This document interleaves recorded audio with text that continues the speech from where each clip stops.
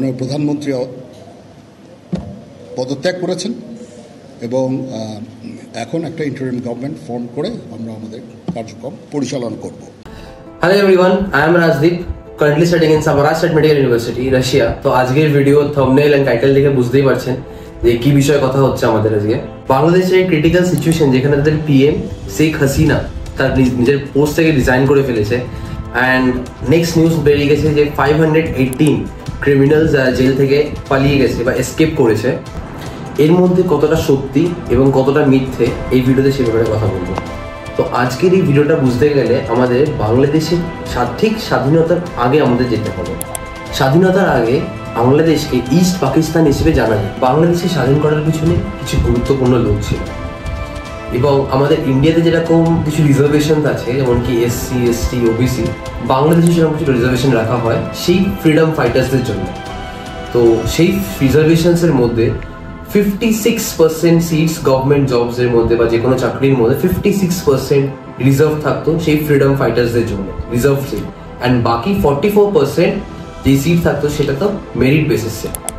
2018 সালে সরকার থেকে সেই ফ্রিডম ফাইটার্স যে রিজার্ভ সিটসগুলো ছিল সেগুলো তুলে দেওয়া হয় for first class and second class government জবসের জন্য। এবং ভবিষ্যতে কিছু স্টুডেন্টসরা এই রিজার্ভ সিটসটাকে ফেরত আনানোর জন্য ফ্রিডম ফাইটার রিজার্ভ সিটসগুলোকে তারা একটা পিটিশন ফাইল করে হাইকোর্টে। 5 জুন 2024, কিছুদিন আগের কথা, হাইকোর্ট আবার সেই রিজার্ভ সিটসগুলো পিটিশন ফাইল হওয়ার পরে আবার আনে ফ্রিডম ফাইটার্স রিজার্ভ সিটস। আর আজকের বাংলাদেশের এই পরিস্থিতির কারণ হয়ে এবার আমরা ফিউচারের কিছু ব্যাপারে ডিসকাস করব। আমারও ফার্স্ট প্রায়োরিটি ছিল বাংলাদেশ। কিছু পার্সোনাল রিজনস অ্যান্ড হাই বাজেটের জন্য আমি বাংলাদেশকে আমার নিজের লিস্ট থেকে সরাব। তো এখন বাংলাদেশে স্কুল কলেজ সব বন্ধ। ইন্ডিয়ান এম্বাসি থেকে স্টুডেন্টদেরকে ফেরত আসার নোটিশ দিয়ে দিয়েছিল। সো এখন এই পরিস্থিতি দেখে আমার ওপিনিয়নে বাংলাদেশে এমবিবিএস করা বা করতে যাওয়া এখন নট আ বেস্ট অপশন বা কোনো ডিসিশন ঠিক হবে না। তো কারণ অনেকগুলো অ্যাসপেক্ট, এখন তারা সেফ নয়, স্টুডেন্টস তারা মানে সেফ নেই, ইন্টারনাল তাদের মধ্যে কনফ্লিক্ট চলছে। এই সমস্ত অ্যাসপেক্টসগুলো মাথায় রেখে বাংলাদেশকে অ্যাভয়েড করা ইজ দ্য বেস্ট ডিসিশন। যারা অলরেডি অ্যাডমিশন নিয়ে নিয়েছো তারা পসিবল হলে ক্যান্সেল করি না, কারণ এখন যাওয়াটা ঠিক নয়। এবং যদি আমি প্রত্যেকটা স্টুডেন্টস যারা আমার কাছে মেসেজ করে বা কমেন্ট করে, তাদেরকে প্রত্যেকটা সময় তাদেরকে কনসাল্ট করি কি এরকম ছোটো কান্ট্রিজ যেমন কি কাজাকিস্তান, উজবেকিস্তান, এখন বাংলাদেশ, এই সমস্ত কান্ট্রিজদের একটু অ্যাভয়েড করাটা উচিত। এখন যদি কেউ সেফ কান্ট্রি বা কোনো সাজেশন চায় কোথায় যাওয়া দরকার ফর এমবিবিএস, তাহলে রাশিয়াকে তারা নিজের ফার্স্ট প্রায়োরিটি করতে পারে, as Russia is much safer than other countries. যদি কেউ জিজ্ঞেস করে কি রাশিয়া ইউক্রেন ওয়ারের ব্যাপারে, তো রাশিয়াতে কোনো ইনফ্লেমেশন নেই, কোনো ওয়ার এফেক্টেড নই। আমরা নর্মালি আমাদের ক্লাসে যাচ্ছি, আমাদের নর্মাল ক্লাস হচ্ছে, টিচার্স প্রেজেন্ট হচ্ছে, অফলাইন ক্লাস হচ্ছে, তো ওয়ারের কোনো ইম্প্যাক্ট রাশিয়ার ভিতরে কিছু নেই।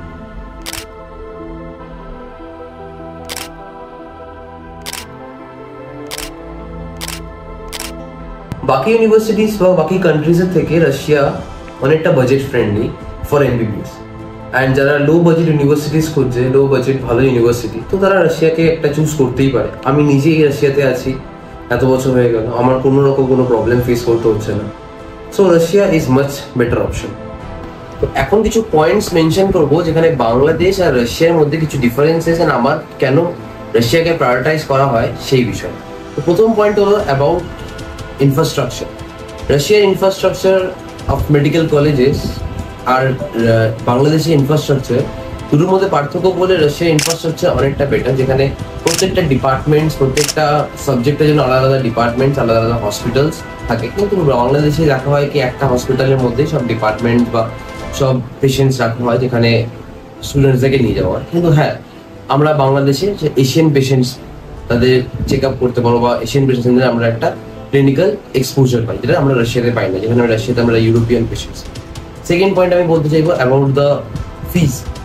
রাশিয়ার যদি 6 বছরের পুরো টোটাল কস্ট করা হয় তাহলে অ্যাপ্রক্সিমেটলি 25-26 মধ্যে অনেক কলেজেস, লো বাজেট কলেজেস চলে আসে। বাট যেখানে আমাদের flight, living cost, university fees, hostel fees সব কিছু ইনক্লুডেড। বাট বাংলাদেশে মিনিমাম কস্ট 35 লাখ শুধু এডুকেশনাল। তো Bangladesh is a high budget university rather than Russia.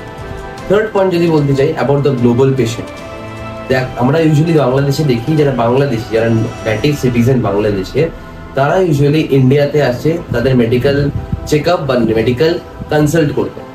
But রাশিয়াতে সেটা হয় না। রাশিয়াতে রাশিয়ানসরা নিজেদের হসপিটাল, নিজেদের স্টেট হসপিটাল বা যে স্টেটের যে গভর্নমেন্ট হসপিটাল সেখানে যায়, দেখাই যায়। But additionally Kazakhstan, Kyrgyzstan, Uzbekistan এখান থেকে মানে নেবারিং কান্ট্রিজ থেকে পেশেন্ট রাশিয়ার মেডিকেলতে বেশি ভরসা করে রাশিয়াতে এসে তারা মেডিকেল চেক আপ করে। ফোর্থ পয়েন্ট যদি জিজ্ঞেস করা হয়, ফোর্থ পয়েন্ট হলো অ্যাবাউট লাইসেন্স। লাইসেন্স বাংলাদেশে এখন দেওয়া হয়, এখন থেকে স্টার্ট করেছে লাইসেন্স দেওয়া। বাট রাশিয়াতে আগেই লাইসেন্স পাওয়া যেত ফর মেডিকেল, যারা পড়াশোনা করতে এসে মেডিকেল স্টুডেন্টসের জন্য after that 6 years of MBBS. তো বাংলাদেশে আগে ছিল না, যেহেতু এনএমসিতে লাগতো না বা এনএমসি আগে চাইতো না। বাট এনএমসি রুল চেঞ্জ করার পর থেকে লাইসেন্স তারা ম্যান্ডেটরি করে দেয়। রাশিয়ার প্রথম থেকেই দিত, বাংলাদেশ মাঝখানে দিচ্ছিল না। তারপরে বাংলাদেশ তার রুল চেঞ্জ করে বা তাদের